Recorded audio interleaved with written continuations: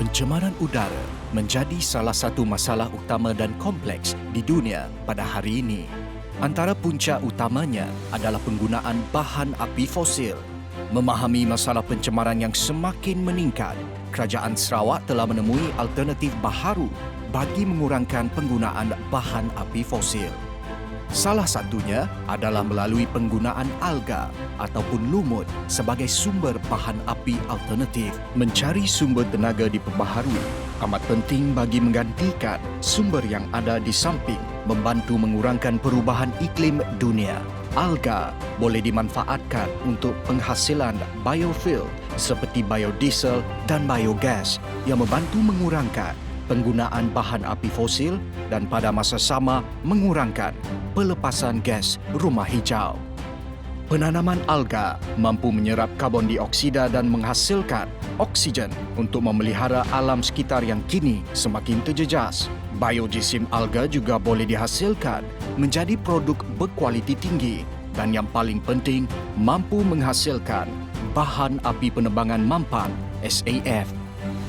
Terdapat 3 kaedah cara pembiakan alga, iaitu penanaman menggunakan tangki proses foto bioreaktor dan pembiakan di dalam kolam.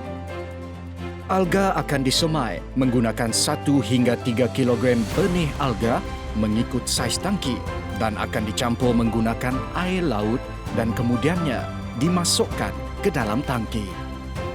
Tempoh matang bagi alga mengambil masa sekurang-kurangnya 2 hingga 5 minggu.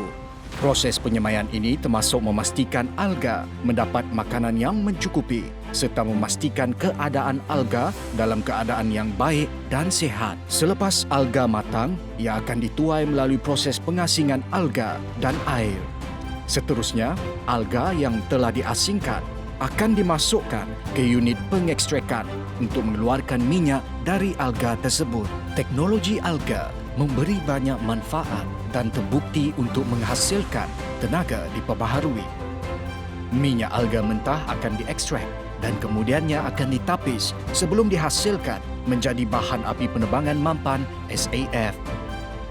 Minyak alga ini tidak memerlukan proses yang banyak sebelum boleh digunakan.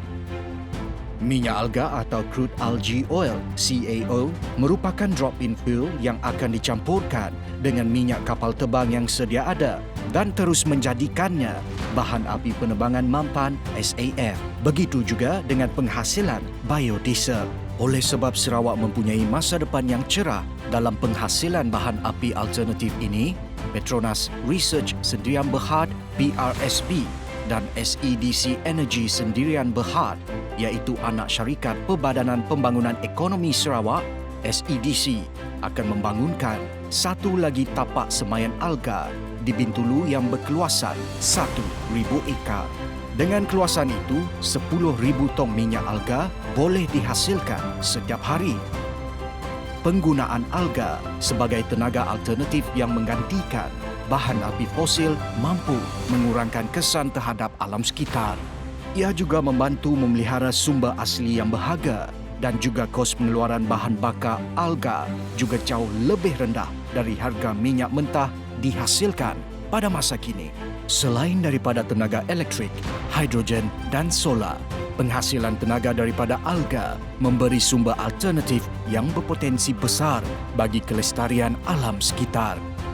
Dengan inisiatif ini, para pemegang taruh dan pemain industri akan melihat peluang besar yang ada di Sarawak untuk melabur dalam industri teknologi alga sekaligus merangsang pertumbuhan ekonomi sejajar dengan matlamat Kerajaan Sarawak untuk mencapai status negeri maju dan berpendapatan tinggi menjelang 2030.